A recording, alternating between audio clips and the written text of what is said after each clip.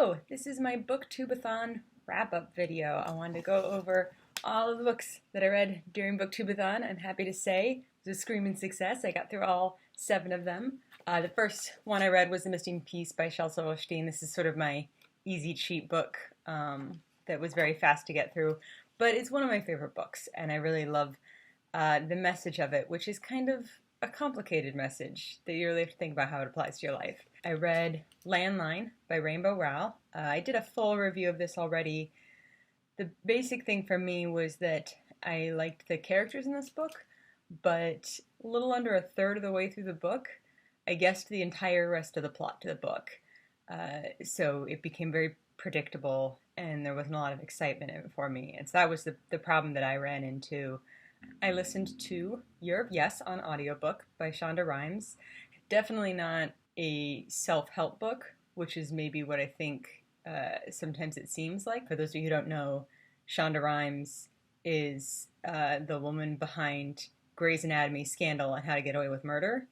And there was another one that she wrote in there as well. So she basically owned ABC Thursday for a long time. And there were a lot of things in her life that weren't going well, even though she was at what seemed like a peak in her career success. So that was a fun one. I read Seattle Market Ghost Stories, which I did not particularly enjoy. It's written by the woman who started the ghost tours in Pike Place Market, and I'm wondering if she's one of those people that can tell a really good story in real life, but struggles when she has to write it down. I went on the ghost tour once, and I think it probably took me about the same amount of time in total to read this book as it did to go on that tour. For my book-to-movie adaptation, I listened to I Am Legend and then watched the movie. I'm going to have an unpopular opinion here, which is that for the most part I prefer the movie to the book. Now, all credit to Richard Matheson, because when he wrote I Am Legend back in the 50s, the idea was completely revolutionary. However, in terms of execution of a story as it appeals to a modern audience, I think what they did with I Am Legend was actually superior. Specifically for me, the way the dog storyline is handled. The emotional investment in the movie is just so much higher. Like, after the first time I saw that, that stuck with me for the longest time. And the way the dog storyline is in the book, you're just not super invested in it in the same way. One weird thing that happened to me while I was listening to it is that I realized that the image in my head reminded me a lot of this Vincent Price movie I'd seen before called Last Man on Earth, and then afterwards I found out that that is also based on I Am Legend, the book. I could have watched that instead of the Will Smith version. I really forgot how much I love Will Smith's performance in this movie. The third act of this movie definitely goes a little off the rails, but he's just really good in it. So is the dog.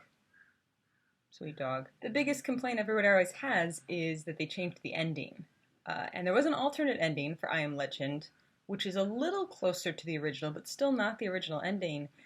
And the thing is, for me, even though I do think the idea of the original ending is superior, even then the way it is executed in the original book felt very rushed at the end. So in a way, I like Richard Matheson's original ending, and I'm waiting for someone to execute it in a way that I find really compelling. Because he didn't do it in the book, and they didn't do it in this movie. I don't think they did it in Last Man on Earth, but I'm going to watch that this week and find out.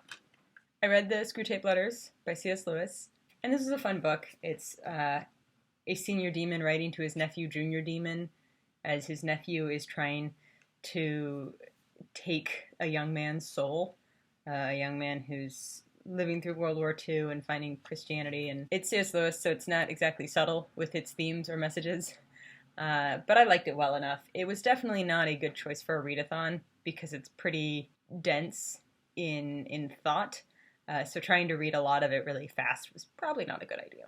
And finally, I read Monstrous Regiment by Terry Pratchett, which is a book I've been meaning to read for a really long time.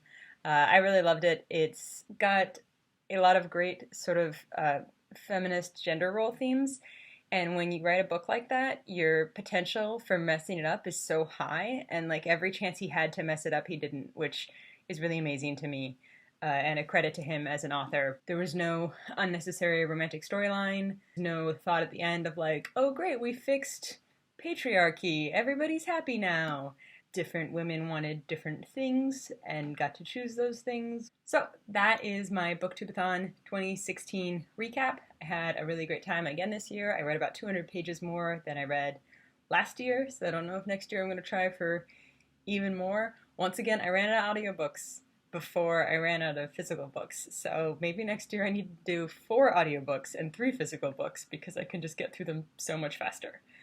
This year I tried to participate in a lot more of the video challenges, which I hadn't really done before, and it was fun, though most of the video challenges kind of assume that you have a pretty impressive book collection that you can futzy with, and I do not. In fact, 2 of the videos I just skipped completely because I don't have enough books on hand that actually would let me do them, like the Rainbow Challenge or the Tell a Story with Book Covers Challenge. Turns out a lot of my book covers are really boring and abstract. Anyway, I hope you guys had a great time on your Booktubeathon, if you did it, and I will see you again next year. Bye!